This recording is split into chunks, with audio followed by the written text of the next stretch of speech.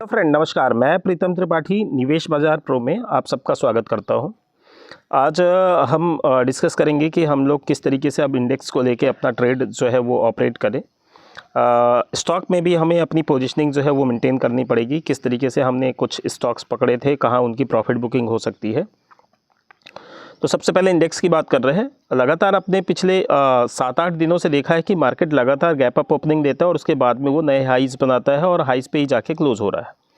तो ये एक ट्रेंडिंग मार्केट है और ट्रेंडिंग मार्केट में अगर हम बात करें कि एकदम बॉटम पे पकड़ पाना तो वो थोड़ा सा टिपिकल होता है। तो आज निफ्टी के लिए बेसिकली जो ट्रेडिंग रेंज हम लोग मान के चल रहे हैं, सब कुछ सही रहा और मार्केट में कोई वॉलेटिलिटी नहीं आती है तो तकरीबन 23,325 के आसपास निफ्टी का एक एंट्री जो है वो थोड़ा सही लेवल हो सकता है। जिसके टारगेट की बात करें तो 23,475, 23,520, 23,600 तक के जो है निकल के आ रहे हैं। और सेम अगर किसी को शॉर्ट मारना है तो उसके लिए बेस्ट तरीका ये हो सकता है कि 23,700 के जितना करीब जो है वो रेंज अगर मिलती है आती है तो वहाँ पे अगर शॉर्ट इनिशिएट करते हैं तो 23,750 का स्टॉप लॉस और 23,550, 23,500, 23,450 तक के टारगेट हो सकते हैं।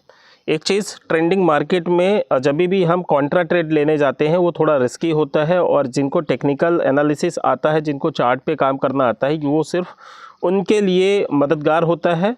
जिनको ये सारी चीज़ें नहीं आती हैं, जो अपना रिस्क डिसाइड नहीं कर सकते हैं, उनके लिए सिंपल सी चीज़ होती है कि ट्रेंड के साथ में बने रहना, ट्रेंड के साथ में ट्रेड करना।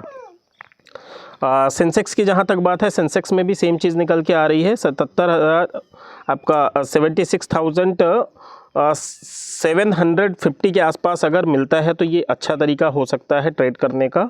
टारगेट हो सकते हैं 77,250, 77,400, 77,600, 77,800 तक के। अब सेंसेक्स में भी अगर शॉर्ट ऑपरेट करना है तो सिंपल सी एक अगर मैं सिंगल, क्योंकि हम लोग जो सुबह बात करते हैं कि आप लोग भी अपना स्टडी करिएगा, तो हम सुबह बात करते हैं। पूरा दिन मार्केट में मार्केट जिस तरीके से ट्रेड करता है उस तरीके से अपनी जो स्ट्रैटेजी होती है, जो फिगर होते हैं, उनको हमें मॉडिफाई करना रहता है। तो 77,700 के आसपास अगर ये मिलता है ना तो वहाँ से एक चांस ले सकते हैं। लेकिन सिंपल है, हमने जहाँ से चांस लिया और मार्केट अगर स्लिप होता हुआ नज़र आया तो जहाँ पे एंट्री है वही स्टॉप लॉस। सिर्फ यही एक तरीका है ट्रेंडिंग मार्केट में कॉन्ट्रा ट्रेड लेने का, अदरवाइज़ आप बुरी तरीके से जो है वो पिट सकते हैं। अब बात आती है बैंक निफ्टी। बैंक निफ्टी में भी सिंपल है, 51,300 के आसपास ही आप शॉर्ट जो है ऑपरेट कर सकते हैं और 50,300 के आसपास जो है आप लोग बाय ऑपरेट कर सकते हैं। तो इस तरीके से तीनों ही इंडाइसेस की बात हो गई। अब बात करते हैं स्टॉक्स की। हमने पहले भी बात की थी कि मार्च में जो है वो मार्केट जो है वो शायद अपसाइड जाना चालू करेगा। उसके पीछे क्या की पॉइंट्स होंगे उनको लेके डिटेल डिस्कशन किया था। 3-4 मार्च के आसपास हमको लगा भी था कि मार्केट यहाँ से रिवर्सल दे जाएगा और वहीं से मार्केट ने रैली जो है स्टार्ट कर दी थी 4 मार्च से। एक स्टॉक की लिस्ट थी जो अच्छा तरीके से काम कर रही है, 15%, 18% उसमें हर पर्टिकुलर स्टॉक्स के अंदर रिटर्न निकल के आ रहा है, जो आप लोगों के नॉलेज में है। और अब एक सिंपल सी चीज़ आगे के लिए व्यू हमने पहले भी क्लियर किया था कि 2 तरीके से मार्केट को लेके चलना है।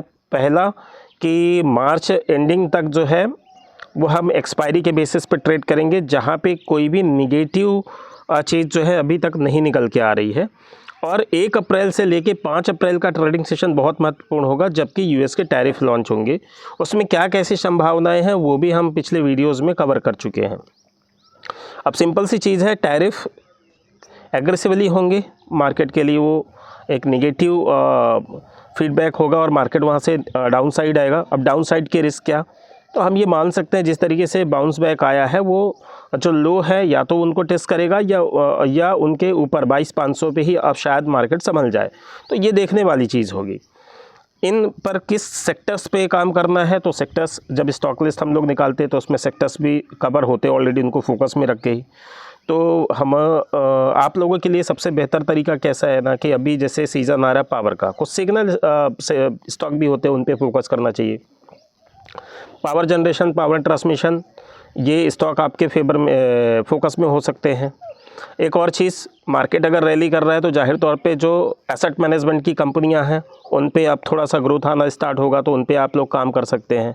ब्रोकरेज कंपनी, क्योंकि जैसे जैसे मार्केट रिकवर होगा ट्रेडिंग जो एक्टिविटी है वो बढ़ेगी, सो ब्रोकरेज में आप लोग थोड़ा सा बुलिश हो सकते हैं।